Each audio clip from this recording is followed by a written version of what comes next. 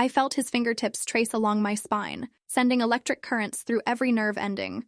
The abandoned manor house creaked around us, but all I could focus on was the heat of his breath against my neck, the way his hands explored with such deliberate care.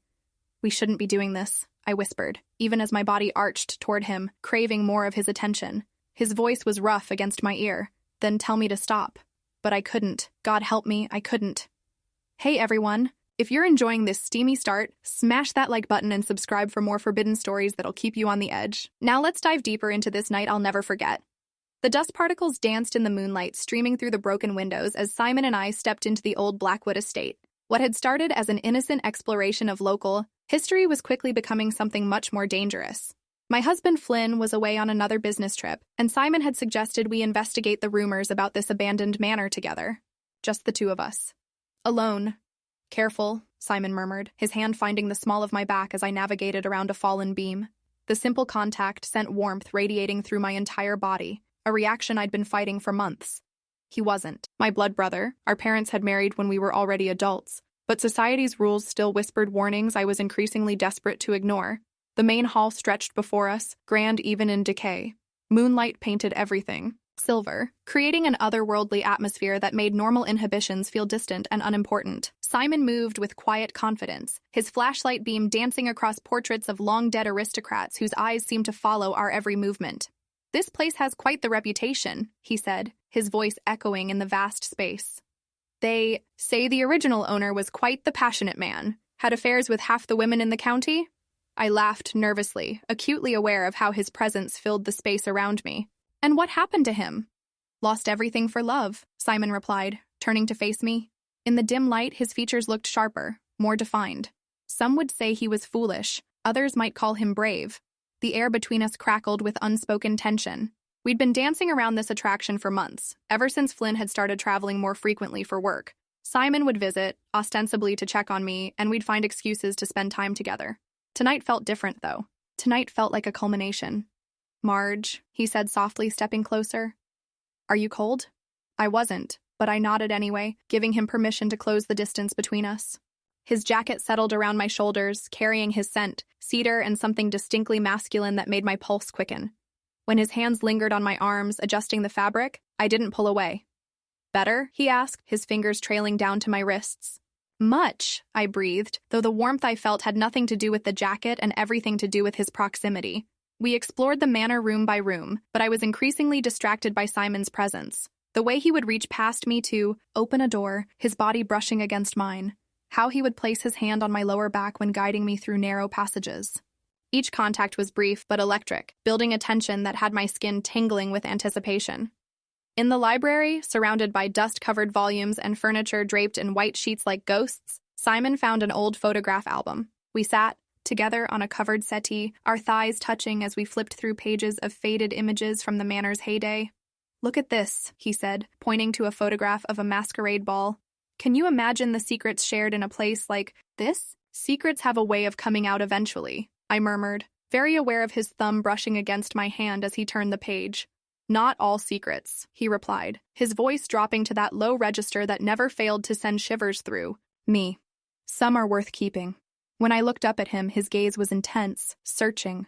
The space between us seemed to shrink with each heartbeat until I could feel the warmth radiating from his skin. His hand cupped my cheek, thumb tracing along my jawline with infinite gentleness. "Marge," he whispered, my name a prayer on his lips. "Simon, we can't what?" His forehead touched mine, our breath mingling in the small space between us.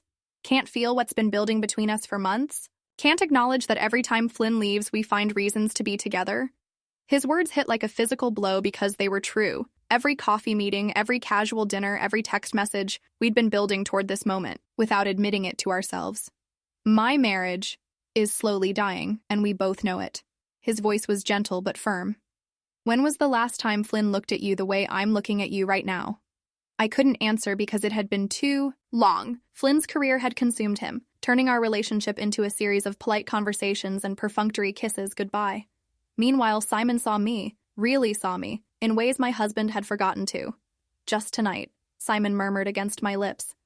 "Let me show you what you've been missing." When his mouth finally claimed mine, it was with a tenderness that dissolved every last barrier I'd constructed. The kiss deepened slowly, his hands tangling in my hair as I melted against him. This wasn't the desperate claiming I might have expected, but something far more dangerous. A slow seduction that spoke of patience and genuine desire. His lips traveled along my jaw, finding that sensitive spot just below my ear that made me gasp. "You're so beautiful," he whispered, his breath hot against my skin. "I've wanted this for so long." "So have I admitted, the words escaping before I could stop them. That confession seemed to unleash something in both of us. His hands roamed, with increasing boldness, mapping the curves of my body through the thin fabric of my dress. When his fingers found the zipper at my back, he paused, giving me one last chance to stop this madness. Instead, I arched into his touch, my own hands exploring the firm planes of his chest beneath his shirt. The fabric became an unwelcome barrier, and I worked to remove it, desperate to feel skin against skin. The moonlight painted us silver as we shed layers of clothing and inhibition. Simon's attention was methodical, worshipful even, as if he wanted to memorize every inch of newly revealed skin. His mouth followed the path his hands blazed, leaving trails of fire that had me trembling with need. When he laid me back against the covered settee, I felt like a goddess being worshipped. His lips traced from my collarbone down, taking time to appreciate every sensitive spot that made me arch and sigh. The way he focused on my responses, adjusting his rhythm and pressure based on my reactions, spoke of a man who found genuine pleasure in giving it. "You taste like heaven," he murmured against my heated skin, his words vibrating through me. My fingers tangled in his hair as he continued his sweet torment, building waves of sensation that crashed over me in increasingly powerful surges. When the first peak claimed me, I cried out his name into the dusty air of the abandoned manor, my body convulsing with pleasure I'd forgotten was possible. But Simon wasn't finished. He kissed his way back up my trembling form, his own need evident in the tension of his muscles, the careful control he maintained even as his breathing grew ragged. "Are you sure?" he asked, poised above me, giving me one final opportunity to preserve what remained of my marriage vows. Instead of answering with words, I pulled him down for another kiss, pouring all my want and need into the connection of our mouths. When he finally joined with me, it was with a gentleness that brought tears to my eyes. This wasn't just physical need being satisfied, it was two souls recognizing their perfect match. We moved together in the ancient rhythm, our bodies finding a synchronization that felt as natural as breathing. Simon's hands cradled my face as we joined, his eyes never leaving mine, as if he wanted to see every flicker of pleasure that crossed my features. The intensity built gradually, like a symphony reaching its crescendo. Every movement sent fresh waves of sensation through my core, tightening the coil of need until I thought I might shatter from the pressure. Simon's rhythm was perfect, sometimes slow and deep, sometimes faster and more urgent, always perfectly attuned to what my body craved. "Look at me," he commanded softly when my eyes fluttered closed, overwhelmed by the sensations. "I want to see you when you let go." His words pushed me over the edge. The release crashed through me with devastating force, my body arching beneath, his as waves of pleasure consumed every rational thought. Simon followed moments later, his own completion triggered by the way my body clenched around him, drawing him deeper into the storm. We lay entwined afterward, our heartbeats gradually slowing as reality began to creep back in. The abandoned manor felt less magical now, more like a silent witness to our transgression. Simon's fingers traced lazy patterns on my bare shoulder, neither of us ready to acknowledge what we'd just done.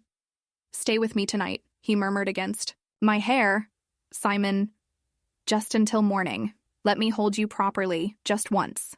The rational part of my mind screamed warnings about guilt and consequences, but my heart had already made the decision. I nestled closer to his warmth, feeling safer, and more cherished than I had in years. We made love twice more before dawn, each time with increasing urgency, as if we both knew this stolen night would have to sustain us. The first time was slow and exploratory, learning each other's bodies and preferences. The second was desperate and passionate, fueled by the knowledge that morning would bring harsh reality crashing down. As the first rays of sunlight filtered through the broken windows, Simon held me close, his arm a protective band around my waist. "I don't regret this," he said quietly. "You should," I replied, though my voice lacked conviction. Should and do are very different things. He pressed a kiss to my temple. "What happens now?" That was the question that had been haunting me since our first kiss. Flynn would return from his business trip tomorrow, expecting to find his dutiful wife waiting with dinner prepared and a smile ready. Instead, he'd find a woman fundamentally changed by a night of passion with his stepbrother. "I don't know," I admitted honestly. Simon turned me to face him, his expression serious. "I won't pressure you, Marge, but I also won't pretend this meant Nothing. You're not happy with Flynn. Haven't been for a long time. And what we shared tonight? That wasn't just physical release. That was connection. He was right, and that terrified me more than any amount of guilt. What Simon and I had shared transcended simple attraction or rebellion against a stale marriage. It was the kind of consuming passion that people destroyed their lives pursuing. We dressed slowly, both reluctant to leave the magical space where normal rules hadn't applied. The abandoned manor had been our sanctuary, but the outside world waited with its judgments and complications. On the drive home, Simon's hand found mine across the center console. Whatever you decide, I need you to know something. Last night wasn't a mistake for me. It was the most right I've felt in years. His words followed me as I showered away the evidence of our night together, as I prepared for Flynn's return, as I went through the motions of being a devoted wife. But my body remembered Simon's touch, craved the passion we'd shared in ways that made ordinary life feel like a gray imitation of real living. Flynn returned from his business trip with perfunctory kisses and stories about client meetings, completely oblivious to the transformation his wife had undergone. As he talked about quarterly projections and market trends, I found myself comparing his distant affection to Simon's intense focus, his cursory touches to Simon's worshipful attention. "You seem different," Flynn observed over dinner. "Did something happen while I was away?" "Just missed you," I lied smoothly, though the words tasted like ash. But lying to Flynn was easier than confronting the truth about what I really wanted. 3 days passed before Simon called, his voice carefully neutral as he asked about my well-being. The sound of his voice sent heat flooding through my veins, my body responding immediately to the memory of his hands on my skin. "Can we meet?" he asked. "Just to talk. I need to know where your head is." We met at a coffee shop across town, both of us trying to maintain the facade of casual family conversation. But the tension between us was palpable, charging the air until I could barely concentrate on his words. When his fingers brushed mine across the table, I nearly gasped at the jolt of electricity. "I can't stop thinking about you," he admitted quietly, about that night, about how perfect it felt. "Simon, please. Are you happy, Marge? Really happy?" The question hung between us like a challenge. Was I happy living a life of quiet desperation, married to a man who saw me as a convenient accessory to his ambitious career? Or had one night shown me what real passion, real connection could feel like? "It's complicated," I said weakly. "It doesn't have to be." His hand covered mine completely. "Leave him. Be with me." The suggestion sent panic racing through my chest. Divorce Flynn? Destroy the life we'd built together for the sake of forbidden passion with his stepbrother? The scandal alone would devastate both families. "I need time," I whispered. Simon nodded, though I could see the frustration in his eyes. "Take all the time you need, but don't take so long that you forget what it felt like to be truly alive." 2 weeks passed in a haze of guilt and longing. Flynn remained obliviously focused on his work while I counted the hours until his next business trip. When the opportunity finally arose, a week-long conference in Chicago, I knew I wouldn't be able to resist temptation a second time. Simon arrived at my house an hour after Flynn's departure, and we barely made it past the entryway before we were tearing at each other's clothes. This time there was no gentle seduction, no gradual building of tension. We were both desperate, starved for the connection we'd been denying ourselves. He pressed me against the wall, his mouth claiming mine with fierce possession. "I've been going crazy without you," he growled against my lips. "Show me," I challenged, my own need making me bold. What followed was pure combustion. Simon lifted me effortlessly, my legs wrapping around his waist as he carried me to the bedroom I shared with my husband. The transgression of it, making love in Flynn's bed, only added to the intoxicating, forbidden nature of our affair. This time our joining was urgent, desperate, fueled by weeks of denied longing. Simon's movements were deeper, more demanding, as if he was trying to claim every inch of my body as his own. I met his intensity with my own, my nails raking down his back as pleasure built to almost unbearable heights. When release claimed us both, it was with a violence that left us gasping and shaking in each other's arms. But even as aftershocks rippled through my sensitized body, I knew this wouldn't be enough. It would never be enough. "I love you," Simon whispered against my sweat-dampened skin. The words should have terrified me. Instead, they felt like a benediction, a truth I'd been afraid to acknowledge. "I love you too," I admitted, the confession torn from somewhere deep in my soul. We had 4 more days before Flynn's return, 4 days to pretend we were a normal couple, to make love without guilt, to explore the depths of our connection. We made the most of every moment, christening every room in the house with our passion. But as Flynn's return date approached, reality crashed back with brutal force. How could I go back to my sterile marriage after experiencing such consuming love? How could I pretend satisfaction with Flynn's perfunctory attention when Simon worshipped my body like a sacred temple? The night before Flynn's return, Simon and I lay tangled in the sheets of my marriage bed, both avoiding the elephant in the room. "Come away with me," he said suddenly. "Tonight, we'll drive until we find somewhere no one knows us. Start fresh." The fantasy was tempting, abandoning everything for love, choosing passion over security. But the practical part of my mind that had kept me safe for 32 years rebelled against such reckless abandon. "I can't just disappear, Simon. My job, my friends, my entire life is here." "Your life here is slowly killing you," he replied with gentle firmness. "You're withering away in a marriage that gives you nothing while denying yourself the kind of love most people only dream about." His words stung because they were true. But truth and action were different things entirely. Flynn returned from Chicago with expensive gifts and plans for a romantic weekend getaway, his attempt to address what he'd apparently recognized as distance in our marriage. The irony wasn't lost on me as he described the bed and breakfast he'd booked, complete with couples spa treatments and candlelit dinners. "I know I've been neglecting you," he said, taking my hands in his. "But this promotion is so important for our future. Once I'm established in the new position, we can focus on us again." I nodded and smiled, playing the role of grateful wife, even as my heart screamed that I'd already found my future, and it wasn't with him. The weekend getaway was torture, Flynn's gentle but perfunctory lovemaking a pale shadow of the passion I'd experienced with Simon. I found myself closing my eyes and remembering Simon's hands, Simon's mouth, Simon's whispered endearments as Flynn moved above me with dutiful precision. By the time we returned home, I'd made my decision. I couldn't continue living this lie, couldn't keep betraying both men by pretending contentment I didn't feel. Something had to change, and that something was me. I called Simon that evening while Flynn worked late in his home office, catching up on emails from his weekend away. "I've made my choice," I said without preamble when he answered. "And I choose you. I choose us. I choose being alive over being safe." The silence stretched so long I thought the call had dropped. Then Simon's voice, thick with emotion. "Are you sure? Once we do this, there's no going back."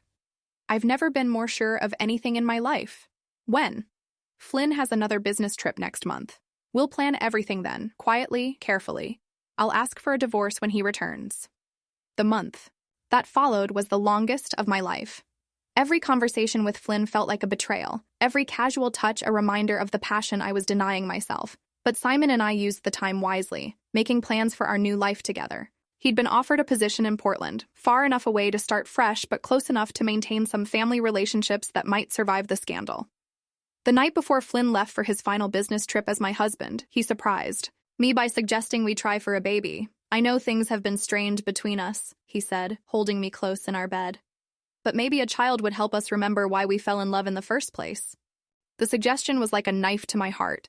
Flynn was trying, in his limited way, to save our marriage just as I was preparing to destroy it. For a moment, guilt nearly overwhelmed my resolve. But then I thought of Simon, of the way he looked at me like I was his entire world, the way he touched me like I was precious beyond measure, the way he made me feel beautiful and desired and thoroughly alive.